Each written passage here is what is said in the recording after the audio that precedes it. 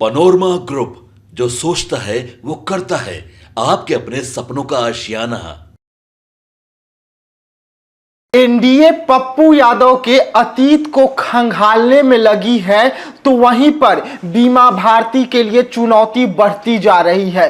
पप्पू यादव भी किसी से कम नहीं है, उन्होंने भी एनडीए से कई सवाल पूछ दिए हैं। नमस्कार, मैं विकास और आप देख रहे हैं भारत लाइव। जी हां, पूर्णिया की लड़ाई अब एक नए मोड़ पर जा पहुंची है। अब पूर्णिया की लड़ाई इतनी अहम हो गई है एनडीए और महागठबंधन के लिए कि पप्पू यादव पर अब लगातार जो है वो सवाल दागे जा रहे हैं। एनडीए जहां एक तरफ पप्पू यादव के अतीत को खंगालने में लगी हुई है और लोगों को बता रही है कि पप्पू यादव का अतीत जो है वो कैसा रहा है, और अगर पप्पू यादव पूर्णिया से जीतते हैं तो आखिरकार वो पूर्णिया की जनता के लिए क्या काम करेंगे।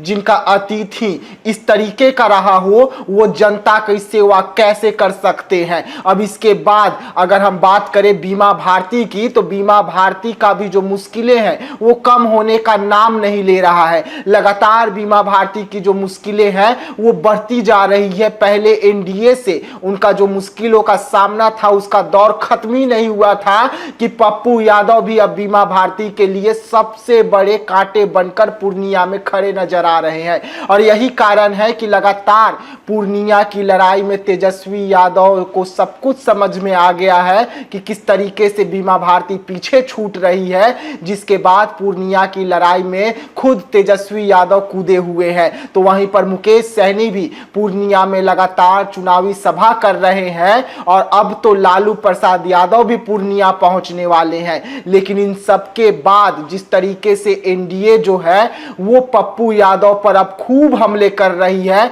पप्पू यादव के अतीत पर सवाल उठाए जा रहे हैं और पप्पू यादव का इतिहास लोगों को बताया जा रहा है कि किस तरीके से ये वही पप्पू यादव है जो दबंग माने जाते थे, और अब अगर ये पप्पू यादव सांसद बनते हैं एक बार फिर से, तो ये लोगों का सेवा क्या करेंगे, क्योंकि ये पहले से ही दबंग रहे हैं, पहले से ही आपराधिक मामले इन पर दर्ज रहे हैं। वैसे में ऐसा आदमी जनता की कैसे सेवा कर सकता है। जैसे ही बीजेपी पप्पू यादव के अतीत को खंगालने में लगती है, वैसे ही पप्पू यादव एनडीए पर कई सवाल दाग देते हैं। पप्पू यादव कहते हैं कि एनडीए ने जो 10 साल में काम किया है उसका हिसाब दे दे हमें। आखिरकार हिसाब क्यों नहीं दे पा रही है एनडीए 10 सालों के सवालों का, और 10 साल में जो काम किए हैं वो क्यों नहीं गिना पा रही है। किस तरीके से देश को लूटा गया है ये क्यों नहीं एनडीए बता रही है। किस तरीके से देश के सरकारी संस्थानों को बेचा गया है,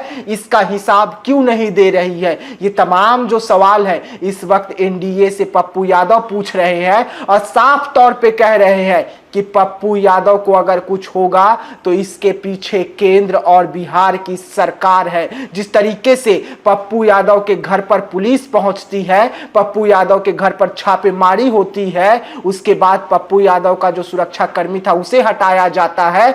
अब इन तमाम मुद्दों पर पप्पू यादव खुलकर बोल रहे हैं और लगातार बोल रहे हैं। पहले तो वो तेजस्वी यादव और लालू प्रसाद यादव को बोल रहे थे, लेकिन अब इसमें एनडीए भी शामिल हो गई है। एनडीए जिस तरीके से पप्पू यादव के अतीत को एक एक पन्ना खोलने में लगी हुई है, तो एनडीए के भी एक एक पन्ने को पप्पू यादव खोलने में लगे हुए हैं। अब देखने वाली बात होगी कि सबसे ज्यादा हॉट सीट माने जाने वाली जो पूर्णिया है उसका लड़ाई कहां पर थमती है, कौन किस पर हावी होता है और 4 तारीख को कौन विजय रथ पर सवार होता है। लेकिन इस वक्त पूर्णिया को लेकर जो सवाल उठ रहे हैं, पप्पू यादव को लेकर जो सवाल उठ रहे हैं, उसमें तमाम जो पप्पू यादव के विरोधी है वो काफी पीछे छूटते हुए नजर आ रहे हैं। पप्पू यादव निर्दलीय चुनावी मैदान में उतरे हुए हैं, लेकिन पप्पू यादव वहां पर एनडीए हो या महागठबंधन सबके दांत को खट्टे करने में लगे हुए हैं। और यही कारण है कि अब पप्पू यादव को घेरने की तैयारी चल रही है,